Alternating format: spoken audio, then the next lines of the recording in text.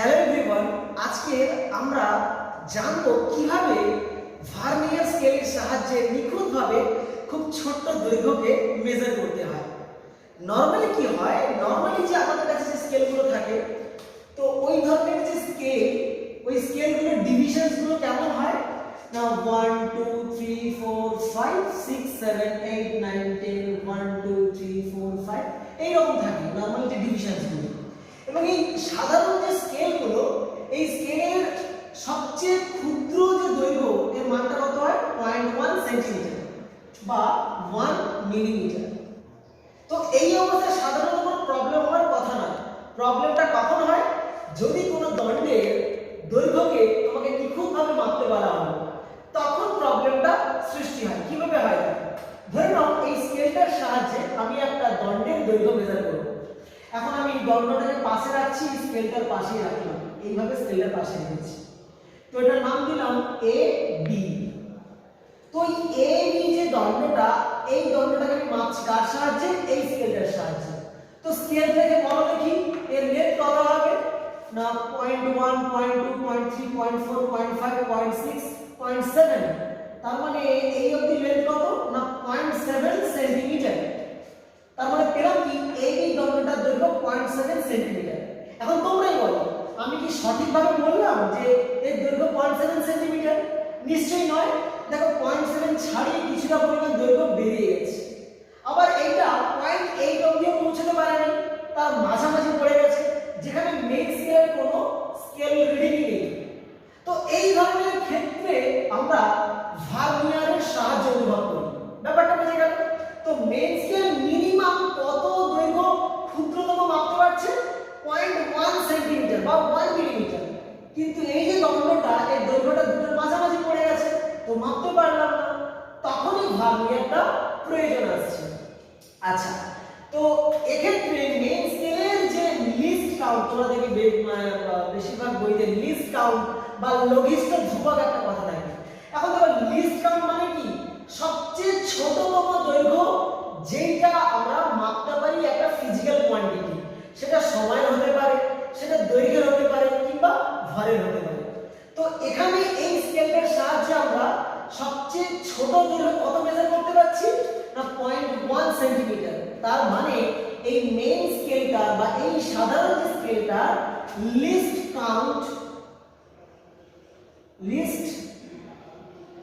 Count দাঁড়ালো কত না 0.1 সেন্টিমিটার। কি ব্যাপারটা বোঝা গেছে নিশ্চয়ই? তো আমরা যার সাহায্যে আমরা এই দণ্ডটার দৈর্ঘ্য অ্যাকুরেটলি মেজার করতে পারলাম না, কি দেখলাম 0.7 ছাড়িয়ে বেরিয়ে গেছে। তো এইবারে আমরা ভার্নিয়ারের সাহায্য নেব। কিভাবে ভার্নিয়ারের সাহায্যে অ্যাকুরেটলি মেজার করা যাচ্ছে।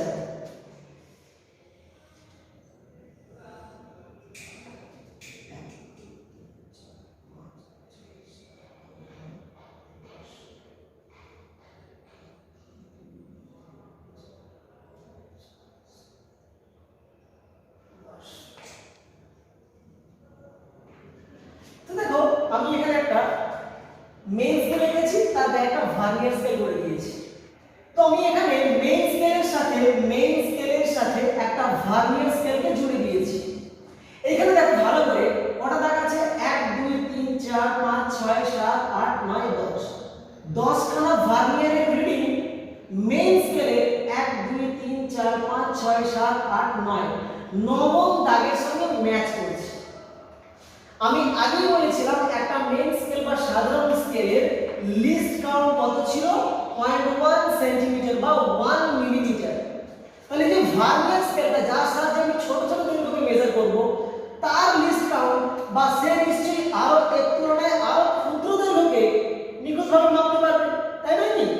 তো এই ক্ষেত্রে আমরা কি করব, মানে সাধারণত কি হয় যে ভার্নিয়ার স্কেলে ধরে নিচ্ছি আমি এখানে কত দেখতে পাচ্ছি, আমার ছবি অনুযায়ী দেখো যে 10তম ভার্নিয়ার স্কেলের দাগটা মেইন স্কেলের নবম দাগের সঙ্গে কোইনসাইড করে যাচ্ছে, ম্যাচ করে যাচ্ছে।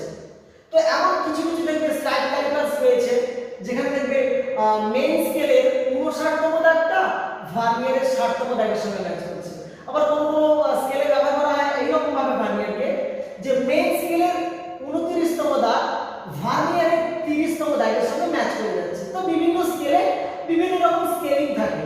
তো ইন জেনারেল কেসে আমি ধরে নিচ্ছি যে মেইন স্কেলের এ তম দাগ ভার্নিয়ারের বি তম দাগের সঙ্গে ম্যাচ করছে। ভালো করে কথাটা শুনবে, মেইন স্কেলের আমরা মেইন স্কেলের কি বললাম, এ তম দাগ ভার্নিয়ারের বি তম দাগের সঙ্গে ম্যাচ করছে।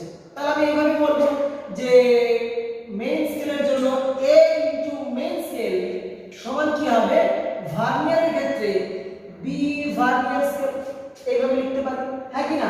এই যে টোটাল লেন্থটা এটা কি মেইন স্কেলের একটা তোমার a তম দাগ, আর m টা কি বললাম, m টা হচ্ছে একটা মেইন স্কেলের ক্ষুদ্রতম ঘরের মান, একটা ঘরের মান, আর v টা কি ভার্নিয়ার স্কেলের একটা ক্ষুদ্রতম ঘরের মান। তাহলে টোটাল লেন্থের কত দাঁড়াচ্ছে না, একটা ক্ষুদ্রতম ঘরের মান হচ্ছে v, তাহলে b তম ঘরের মান কত হবে, b ইনটু v। তো এটাকে আমি আরো ভালোভাবে লিখি, এভাবে লেখা যায় যে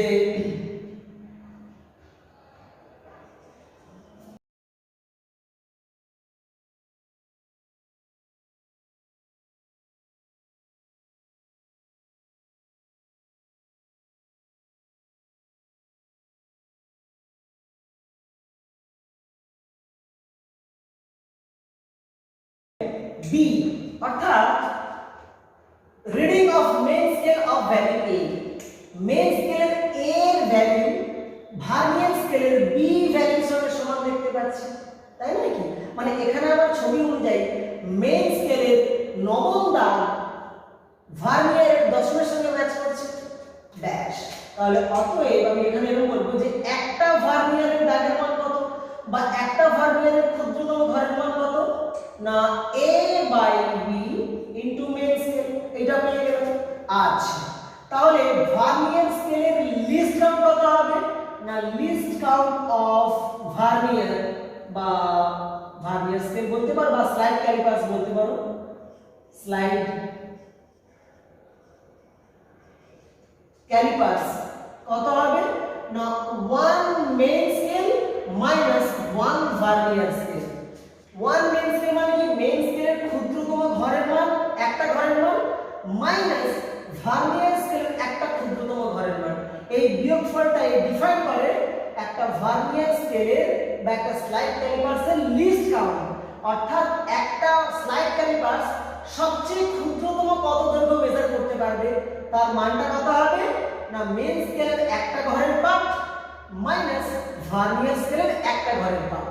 তো মানগুলো পুট করো, 1 মেইন স্কেল মাইনাস 1 ভার্নিয়ার মানে কত, a by b main scale, তো কি পাচ্ছি 1 minus a by b into main scale. ব্যাপারটা নিশ্চয়ই বোঝা গেছে।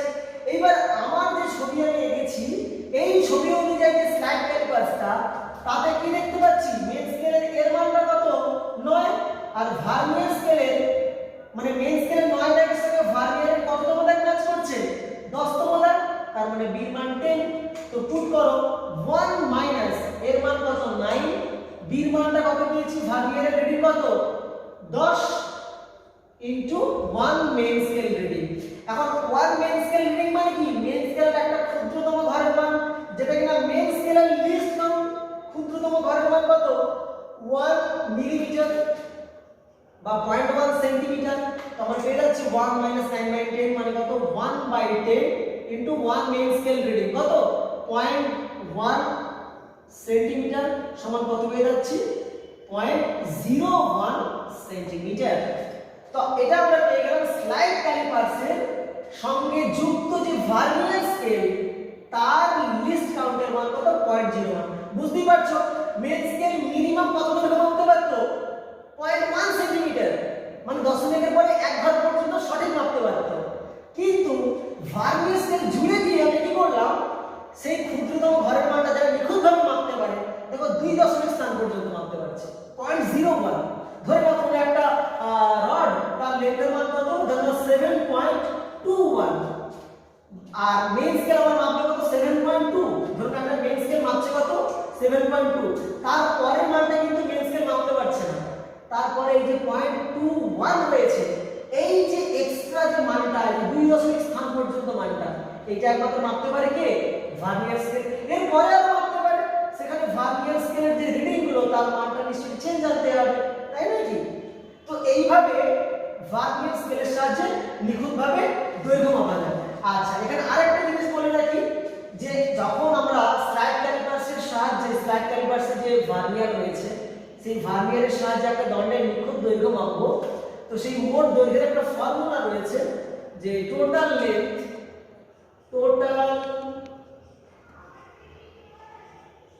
লেন্থ সমান কত হয় না main scale reading plus vernier reading into vernier constant. আর ভার্নিয়ার কনস্ট্যান্ট যা লিস্ট কনস্ট্যান্টও কিন্তু তা লিস্ট কাউন্ট যা ওটাই কিন্তু ভার্নিয়ার কনস্ট্যান্ট, একই জিনিস। তো আমি কি বললাম যে কোন একটা স্লাইড ক্যালিপার্সের সাহায্যে যখন টোটাল লেন্থ মেজার করব তার ফর্মুলা কি না main scale reading plus vernier reading into vernier constant. তো ভার্নিয়ার কনস্ট্যান্ট বা লিস্ট কাউন্ট কিভাবে বের করতে হয় দেখিয়ে দিয়েছি, main scale minus vernier scale কিভাবে করতে হয় নিশ্চয়ই বুঝতে পেরেছো। আচ্ছা, এবার তোমাদের স্কুলে বা কলেজে যেমন স্লাইড ক্যালিপার্স দেওয়া থাকবে তার মেইন স্কেলের সাথে ভার্নিয়ারের কততম ঘরগুলো ম্যাচ করছে সেখান থেকে তোমরা লিস্ট কাউন্ট বের করে নিতে পারো। এখন তোমাদেরকে প্র্যাকটিক্যালি একটা জিনিস দেখাবো কিভাবে এই ভার্নিয়ার রিডিংটা মেজার করতে হয়। ভার্নিয়ার রিডিংটা কিভাবে মেজার করতে হয় এটা আমি হ্যালো স্টুডেন্টস, এখন আমি তোমাদের এই যে আমার হাতে ডাস্টারটা দেখতে পাচ্ছ এই ডাস্টারের এই অংশটার দৈর্ঘ্য আমি মেজার করবো নিখুঁতভাবে। কার সাহায্যে? এই যে আমার হাতে দেখতে পাচ্ছ তোমরা একটা স্লাইড ক্যালিপার্স, এর সাহায্যে মেজার করবো। তো দেখো কিভাবে মেজার করছি, দেখতে পাচ্ছ তোমরা এই যে আমার হাতে স্লাইড ক্যালিপার্স যন্ত্রটা আছে, এই যন্ত্রের দেখতে পাচ্ছ কত অবধি স্কেলিং রয়েছে 12 সেন্টিমিটার। এটা একটা সেন্টিমিটার স্কেল, ওপরেরটা ইঞ্চ, আমি ইঞ্চে যাচ্ছি না, সেন্টিমিটারেরটাই মেজার করছি। আচ্ছা, তো এখানে বুঝতেই পারছো এখানে একটা ঘরের মান এখানে তোমাদের আমি দেখিয়ে দিচ্ছি। 0 থেকে যদি স্টার্ট হয় 0 থেকে অবধি 1 সেন্টিমিটার, 2 সেন্টিমিটার, 3 সেন্টিমিটার, 4 সেন্টিমিটার এইভাবে স্কেলিং রয়েছে। আচ্ছা, এবার এই একটা যে ক্ষুদ্রতম ঘর মান এটাকে বলা হচ্ছে মেইন স্কেল। এই মেইন স্কেলের একটা ছোট্ট ঘরের মান কত বলো? 0.1, 0.3, 0.4, 0.5 এই অবধি 1 সেন্টিমিটার। এখানে 10খানা স্কেলিং রয়েছে, তার মানে একটা ঘর কত 0.1 সেন্টিমিটার করে বা 1 মিলিমিটার করে। তো এটা গেল মেইন স্কেল, যা কিনা সঠিকভাবে লেন্থ মাপতে পারে না। তার জন্য কি করা হয়, এই যে স্লাইড ক্যালিপার্স যন্ত্র এর গায়ে একটা এক্সট্রা স্কেল লাগানো আছে, দেখতে পাচ্ছ তোমরা নিশ্চয়ই ভালো করে। এইটাকে বলা হচ্ছে ভার্নিয়ার স্কেল, সরি। তো এটা হচ্ছে ভার্নিয়ার স্কেল।